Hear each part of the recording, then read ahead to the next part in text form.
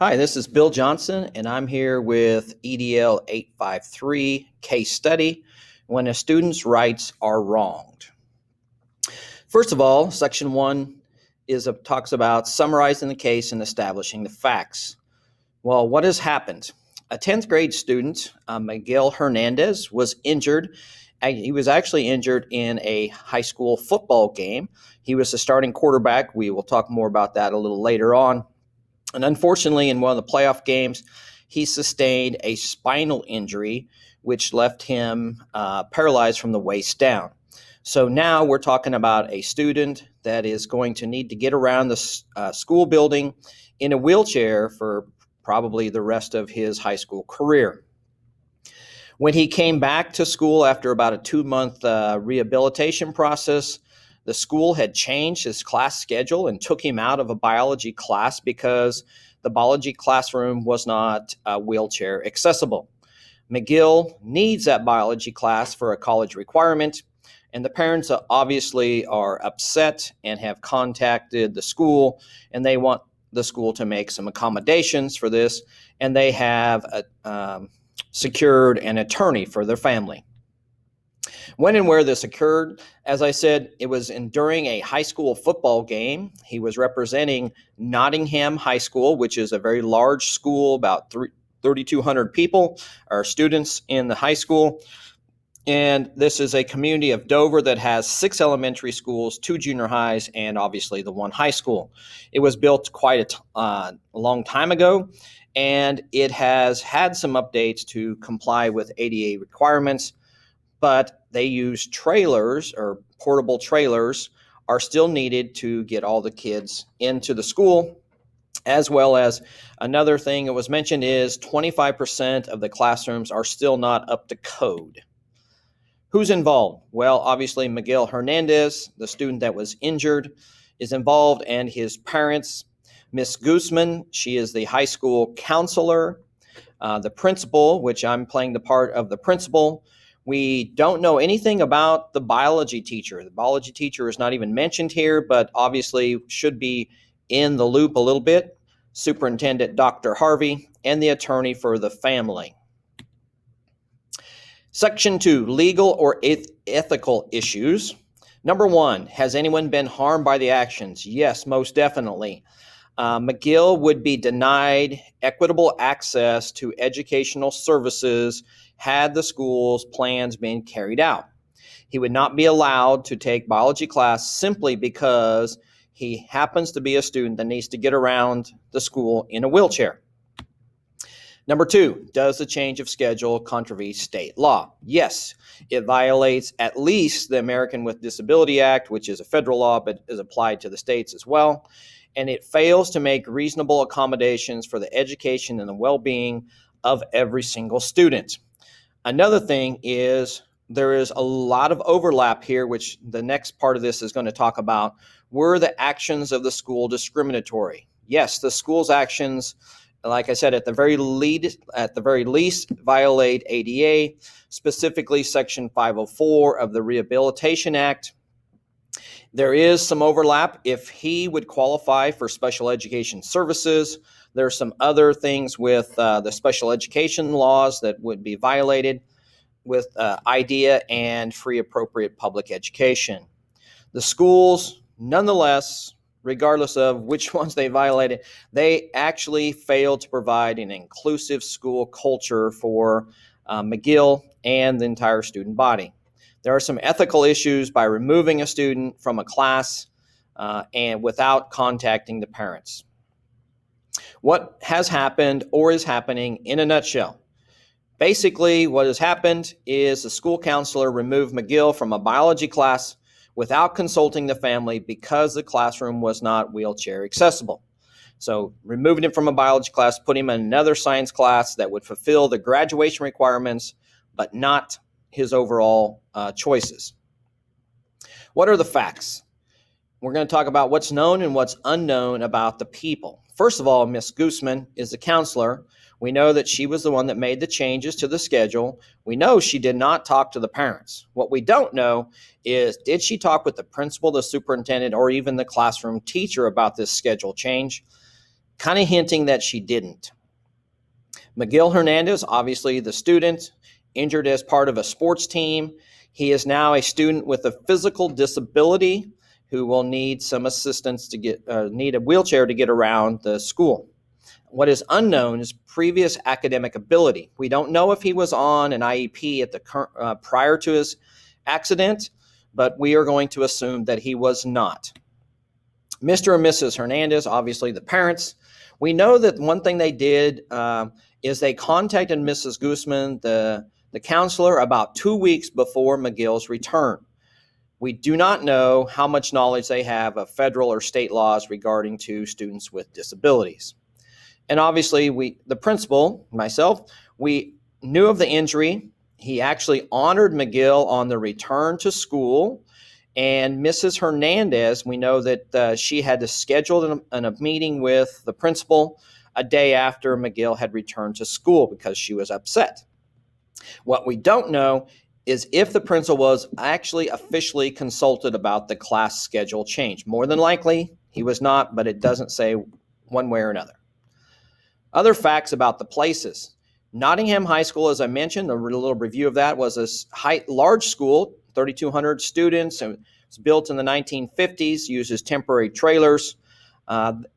We know that there are other students. We don't know if there's other students that may be impacted by the lack of classroom accessibility. We know that because of the lack of funds, about 25% of the building was not up to code. We don't know if modifications could be made to the biology classroom quickly.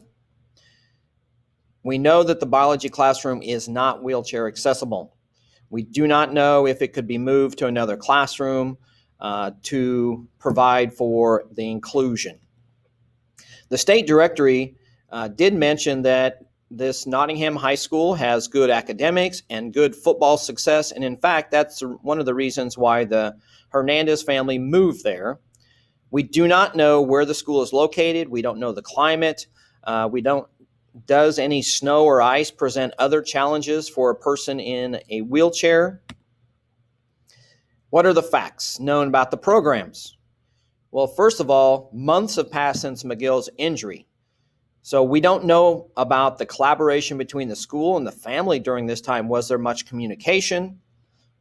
Miguel, we do know that he kept up with his schoolwork during his 2 months of rehabilitation. We don't know what type of homebound instruction took place at this time. We don't know if there was a particular person assigned to them or if he was doing it online type of classes. That would be interesting to know that. The family feels that his only accommodation that he's going to need is access to the classroom. What we don't know is if he's eligible for special education services and if he would qualify for the special education department. We do know if he doesn't qualify for special education services, there's many other options with students for disabilities, such as if he doesn't have an actual IEP, he can have a 504 plan and he qualifies for all of the protections from the ADA and the Rehabilitation Act of 73. Section 5, review and prioritize the information. Is the conflict or decision damaging to the stakeholders? This is a very important question to ask. The school and the Hernandez family each could be damaged by the decisions. It would be very damaging to the school district if they do not protect and give accommodations to a star quarterback who was injured during a school activity. So as the principal, I will need to visit with all stakeholders to establish a collaborative effort to make sure that everyone understands that the school is going to do everything in their power to develop and support an inclusive school culture, not only for Miguel, but for everyone. Prior to this meeting with Mrs. Hernandez, I would like to briefly consult other school personnel, because apparently I'm coming into this getting blindsided by the information that he was taken out of a biology class. For more information needed, I'm going to consult the counselor, Mrs. Guzman, and find out why she did what she did without contacting me. I will also talk to the superintendent, Dr. Harvey, and inform him of what's happening, make sure he's in the loop. He can look at some things maybe from the legalities of this. And I would also like to talk with the maintenance department or the building and grounds department. Is there a way to put in a temporary ramp? That would be my question. And I'm going to proceed with the rest of this case study as saying that when I contacted them, the temporary ramp is not feasible. There's not enough room to put in a temporary ramp in the hallway. When I meet with Mrs. Hernandez, I, as a building leader, must promote the current and future successes of all students. I'm going to admit to her that I failed to plan for Miguel's return. It's an oversight. It's something that I take full responsibility for. I did not direct our school counselor, Mrs. Guzman, on how she should work around the scheduling difficulties that Miguel may have. I will assure her that the school in no way intended to deprive Miguel of equitable access to his learning. And I feel confident that working together and through this communication, we can work through it. The school personnel, I will assure her that school are going to find the best solution, and we're going to start meeting immediately to get to the bottom of it. I will invite Mrs. Hernandez to be part of a collaboration team to develop and recommend improvements for all students, because our building needs some help that is going to support the educational success and well-being of every single student. After the meeting with Mrs. Hernandez, since it was only one day on notice, I'm going to brainstorm what I need to do as a principal. Number one, I should have made some plans. How could I have prevented this problem? Well, number one is I could have met with my staff, Mrs. Guzman and my staff, in advance to try to work through these foreseen problems with his schedule. I should have communicated with the Hernandez family about different difficulties and maybe what we're going to do about the biology classroom. I will assume that Miguel was not receiving any special education services prior to this. Miguel, however, does qualify for services under Section 504. I will do everything in my power to provide access to educational resources, technologies, and inclusive school culture. And I definitely believe that we can come to an agreement and through proper communication can get through this. After the meeting with Mrs. Hernandez, I would like to schedule continual meetings with Superintendent Dr. Harvey. Maybe the special education department, they can help assist us in drawing up a 504 plan. And I definitely talk with Mrs. Guzman to talk about chain of command and the ways that we need to go about making sure this doesn't happen in the future. Section 6, identify your options and possible consequences. What would I do in this situation? Well, I came up with three main options. The first option is to do nothing and just let the situation play out in the legal system, and obviously that's not very good. Number two, the most extreme option would be to do a complete building remodel project and to bring the rest of the school up to code to accommodate individuals with disabilities. The third option is to move the biology classroom to another wheelchair accessible classroom in the building somewhere. So those are the three options that I will consider.